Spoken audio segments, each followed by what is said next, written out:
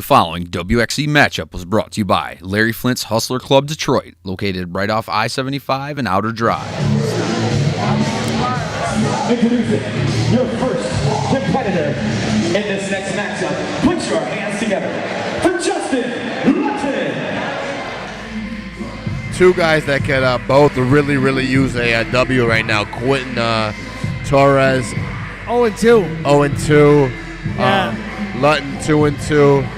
And I'll tell you this, Quintin Torres out of Scorpion at 0-2, that's unheard of. I gotta say, there has to be a lot of pressure on him to get a W because that team is just too strong. They don't have any 0-2 guys. He has to get to be the only one.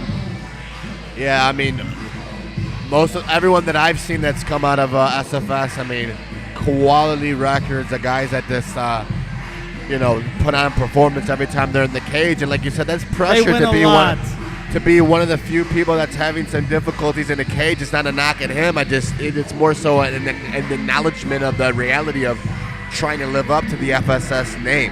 Yeah, and it looks like a good matchup for him today. We're talking his opponent's 2-2, and Justin's, he's had some wins, some losses, and should be a good matchup.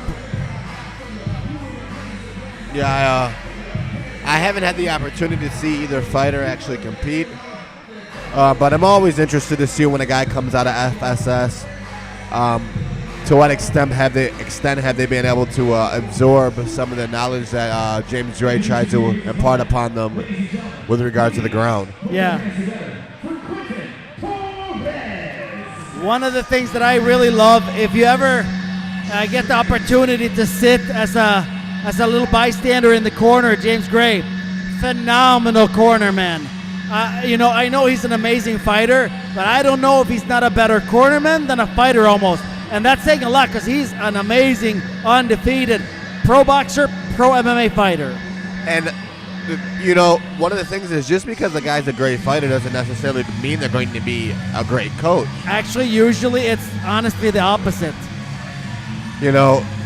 Sometimes guys do so many things instinctively, naturally, and they can't really articulate what's happening. They just do it, as opposed to a guy who maybe didn't have the knack. And they get frustrated when people don't get it. Exactly.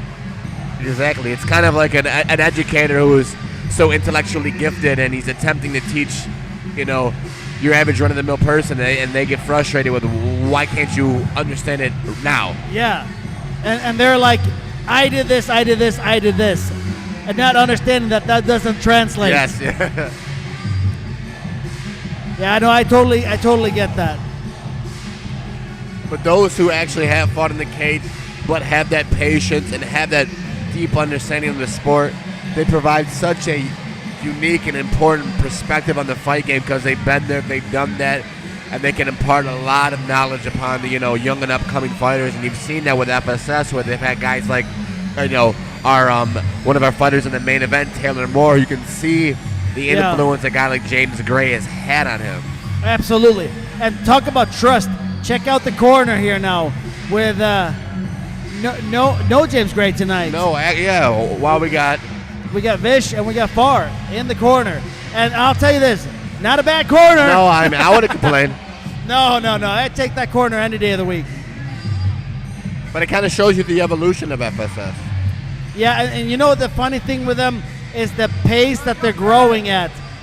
Even just watching their training footage and to see how many people they have on the mat, that alone makes you better. 100%. It is now time for WXC formal introduction. The following contest is being brought to you by our $10 t-shirts in the back, located just right next to the entrance. Stop by, support WXC Cagefighting, and swoop yourself up a $10 t-shirt to support the cause of tonight's fights. Thank you so much in advance. Introducing your fighters. First, fighter to my left. Tonight, he's on the blue corner, wearing the black trunks, trimmed in bad boy white. He comes to us at 6 feet, 2 inches tall, weighing 173 pounds. A freestyle mixed martial artist, putting his 2-2 record on the line here tonight on behalf of Mr. Corey Green and the Sadistic Warfare Fight Team. He is sponsored by My Holly Records.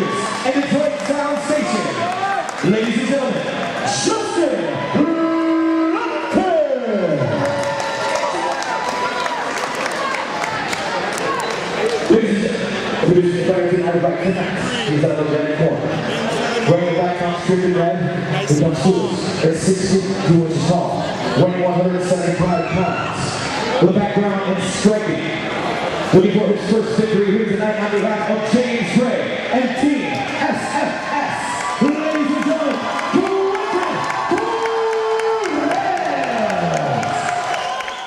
Look at this. We got two guys at 6'2" fighting at 170. That's a pro size. Yeah, some long guys, some big guys. I was at the last pro show that Drew fought in. Yeah. I was blown back how big guys were. The 155, they were. You looked at them and I'm like, enormous. how are you twice my size in my weight class? Yeah. They were enormous. It was wild. Yeah. Unbelievable. Here we go. Whoa! Wild swing right away from Justin. Got the double underhooks. Nice little short knee. Yep. There's the takedown. It's got to funnel back to guard here, and we have an attempt to full mount early on. That's trouble. Torres should be comfortable here, though. Yeah. You can see he's kind of fishing to get back, trying to get his guard, but Looking for a potential sweep. yeah, I think, he's 0-2. He's going to need, I think he will benefit from the fight going a little while and settling down. Yeah, it comes back to that pressure, and you don't want to, because you're trying to deliver so much. You go out of your way and make a mistake. I mean, once you settle in, you can make it comfortable and fight your fight. Yeah, I know a lot of my fighters that started off with a rough 1 or 2 fights. They have that oh shit factor when they first start the fight, and you got to give them a little bit of time to get in there and get.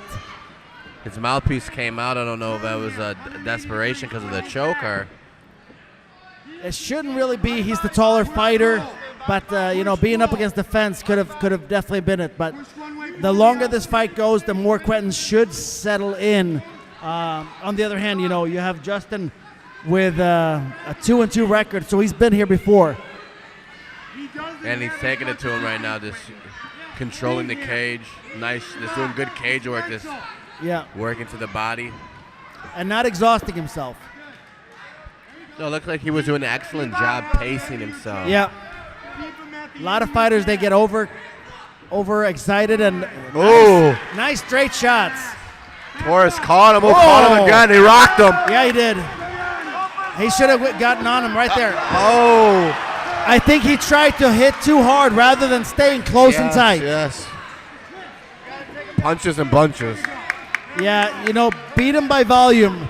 Don't try to take his head up with one shot. It's just not generally good advice. This is one of the few times where I would advise quantity over quality. Yep.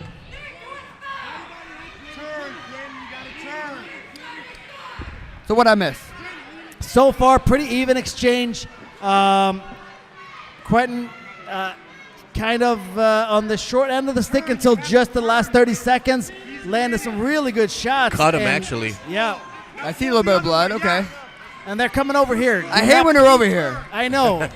Who's going to pay my dry cleaning bill? I mean, I love the fighters, but I don't love them that much. I already know these guys. So we cannot let them bleed on us. That's for you guys, just in case. Yeah. Just in case. I noticed one time I was boxing. Short time. I was, every time you go against the judges, nice round. They have a piece of paper they put in front of them. And I'm going, how are you watching a fight when you have a piece of paper in front of your face?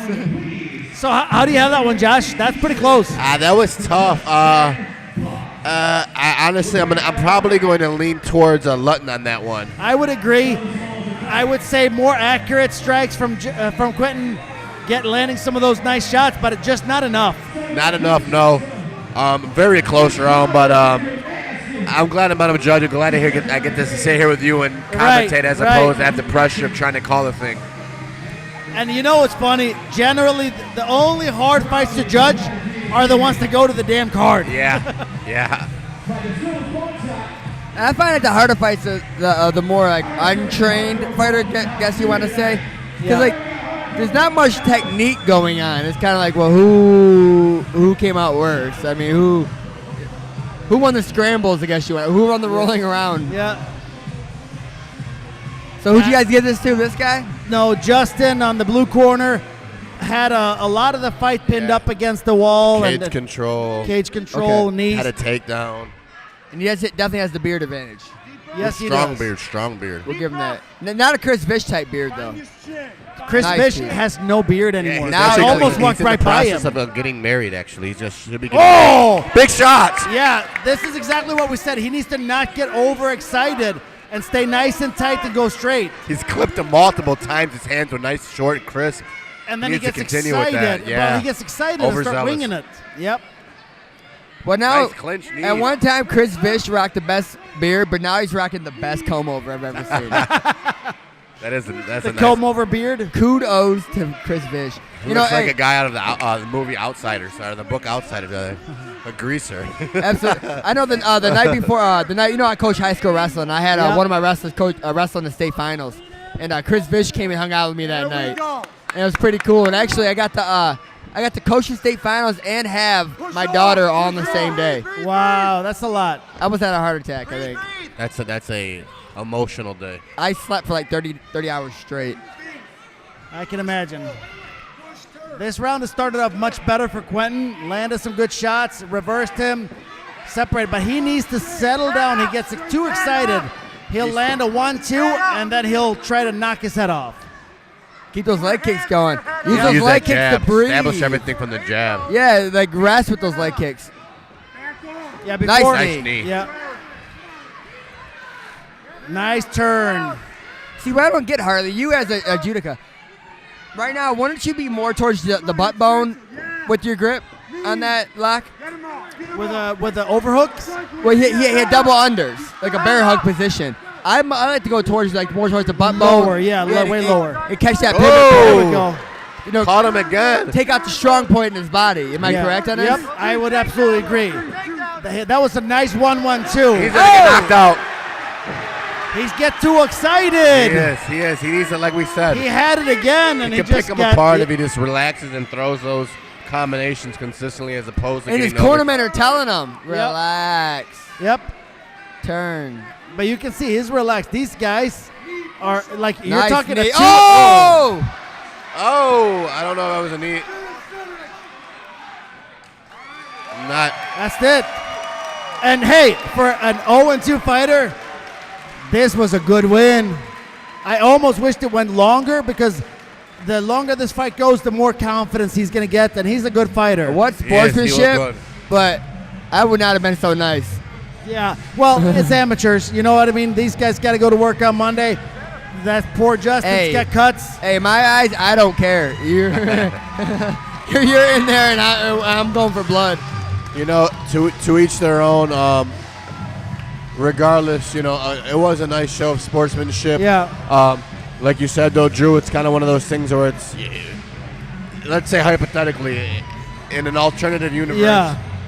He does that, and then it changes his mind. Yeah, and you know, you end up on the losing end of it, you know, and then you're kicking yourself in the butt because you were a little but nice. I gotta ask a quick question. So, what does this fight count when they go pro?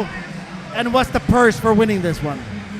Well, it'd be a win. I mean, but you got, it's not a submission. Don't it's matter. not TKO. You still got It the don't win. matter. Hey, when you zoom in a little slower, because I noticed the blur.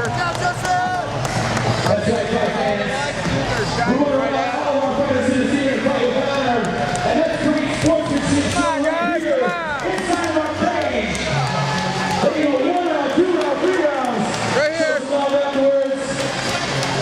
That's what it's all about. In a great sport, mixed martial arts. After 2 minutes and 37 seconds in the second round, your winner by way of TKO, Quintin.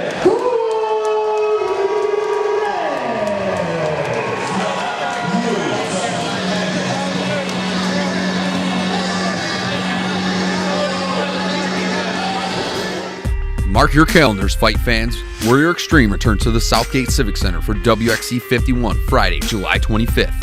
Advance tickets now available by going to ticketriver.com and search for WXC 51.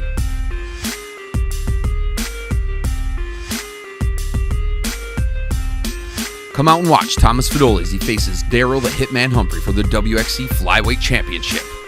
Advance tickets now available by going to ticketriver.com and search for WXC 51. See you cage side. Warrior Xtreme would like to thank all of our sponsors for making WXC 50 a success. Larry Flint's Hustler Club of Detroit, home of the official WXC After Party, located at I-75 and Outer Drive. Hydro City Garden Supply. For all your indoor gardening needs, go to hydrocityusa.com. De Silva's Pawn Shop, located at 16096 Eureka Road in Southgate, Michigan. And GNC of Downriver. Stop in for great discounts on nutritional supplements and more in Brownstown, Southgate, Allen Park, and Lincoln Park. GNC. Live well.